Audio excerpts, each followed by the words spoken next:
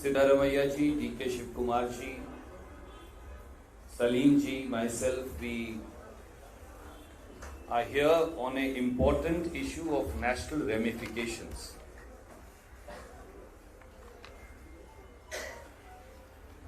Constitution of India is now being trampled and bulldozed by the BJP government. A sinister conspiracy has been unleashed to annihilate, to murder democracy and all semblance of electoral process by the BJP government at the center. Fascism is now reflecting its tentacles over India's democracy and India's constitution. Dictatorship reminding us of Adolf Hitler and his working style is being executed in a sinister fashion by the Prime Minister and his government. Democracy of India is under attack. Election process is under attack. Constitution is under attack. Rights of common man and the fundamental rights granted by the Constitution of India, drafted by none less than Pandit Nehru, Baba Sahib Ambedkar, Sardar Vallabhbhai Patel, Dr. Rajendra Prasad, Maulana Abul Kalam Azad, and many, many more freedom fighters, is being sought to be completely abrogated. And couple of things are happening that Chief Minister, PCC President and myself are here to point out to you. Friends, take an example where the government takes away your ATM card, the government takes away your credit card, government freezes your bank account, government takes away your salary. You will tell me how will anybody survive? If the ruling government was to take away every individual's ATM card, credit card, freeze his or her bank accounts, freeze his or her salary, and prevent anybody from giving you appropriate financial resources for survival, you will say that family or person will die. This is what Prime Minister Modi and his government are now doing to the principal opposition party and other political parties in the country. In a sinister and conspiratorial move, Modi government and its agencies have frozen 11 bank accounts, all the 11 bank accounts of Indian National Congress in the 4 different banks. We have to see what is the allegation. Modi government, I was discussing with my Chief Minister, PCC President, everybody was shocked. They issue a notice to Indian National Congress for the year 2017-2018. The allegation is, out of 199 crore donated to the Congress party, out of that money, 14 lakh rupees have been given in cash by elected members of Parliament of the Congress party. Only 14 lakh rupees. At best, you can confiscate 14 lakh. Then they issue a notice of 31 years ago, 94-95, saying in 94-95 this happened. So 3 weeks before the general elections, give us an answer. You filed your accounts 30 days late. If you file your accounts 30 days late, Income Tax Act clearly says section 274F, you can be penalized for 10,000 rupees. No problem. So the total allegation that the BJP has come out with, 14 lakh rupees donated by elected MPs and MLAs was received in cash, and accounts were submitted 30 days late, for which there is a penalty of 10,000 rupees. What does the BJP do? What does the income tax do? They freeze 210 crore in 11 bank accounts across 4 banks of the Congress party. And then they do something 3 weeks before general election that has never happened. They withdraw forcibly and illegally. Income tax and BJP Modi government withdraw 115 crore from the accounts of the Indian National Congress forcibly. I go to your manager and withdraw all your salary. How will you feel? They in turn stop Indian National Congress from using 285 crore rupees that are lying in the bank accounts of Indian National Congress. Never in the 75 years history of this has happened. What implication does it have?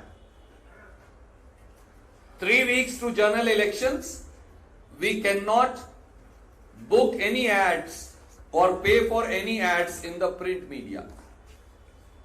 3 weeks to general elections, Indian National Congress cannot book any advertisements on the television or pay for it. Any advertisement for dissemination of its manifesto or its views in the online media or social media. Indian National Congress cannot pay a single rupee to its candidates to fight the elections. The leaders of the Indian National Congress cannot travel from one state to other to campaign.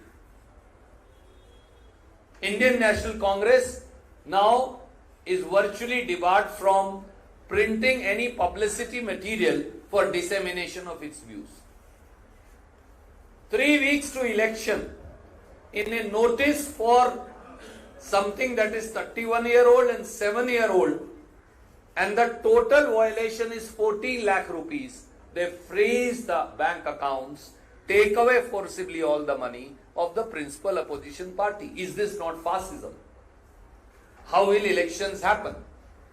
How will opposition parties fight elections? That's why Mr. Siddaramaiah, Mr. D.K. Shivkumar, myself, Salim Ahmed, we are all here to place this in public domain. That's why fascism is here today, and that fascism name is Modi government.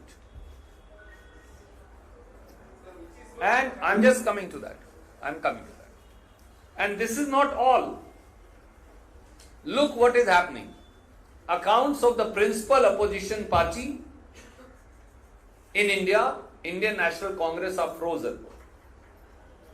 2 opposition chief ministers, sitting chief ministers, are arrested within a period of 30 days, 4 weeks before elections.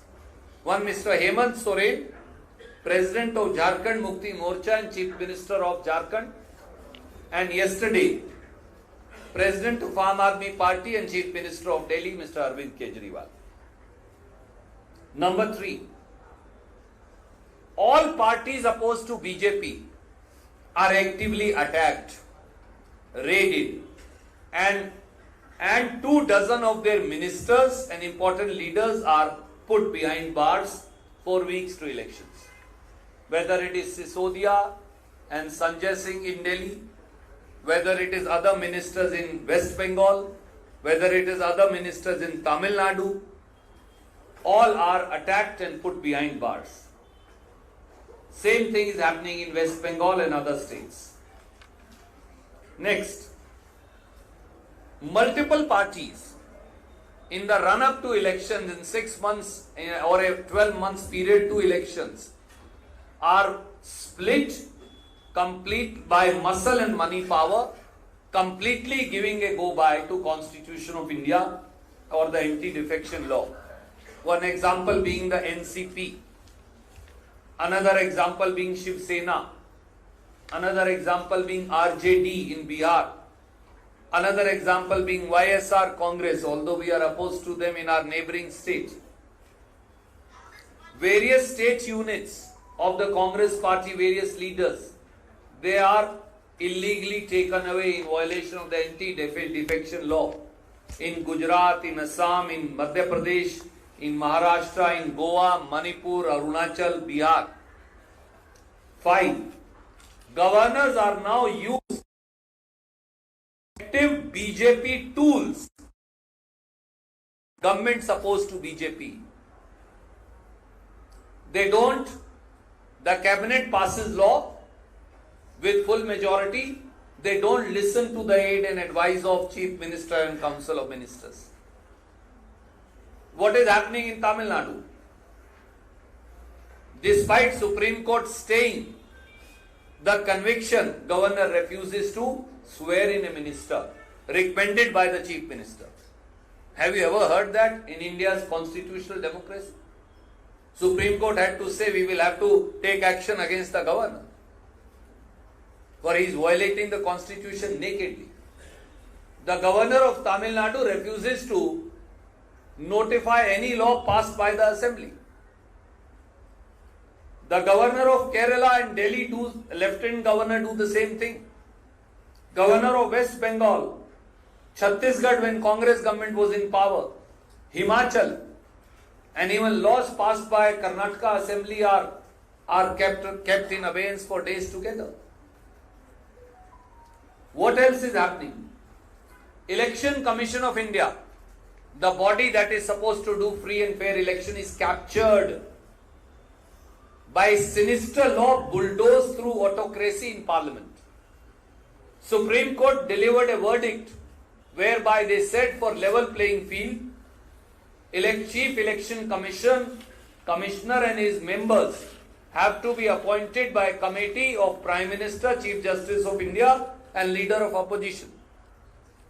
Mr. Modi bulldozes a law suddenly and makes it a committee where he and his minister are the majority and Leader of Opposition is only a mute spectator.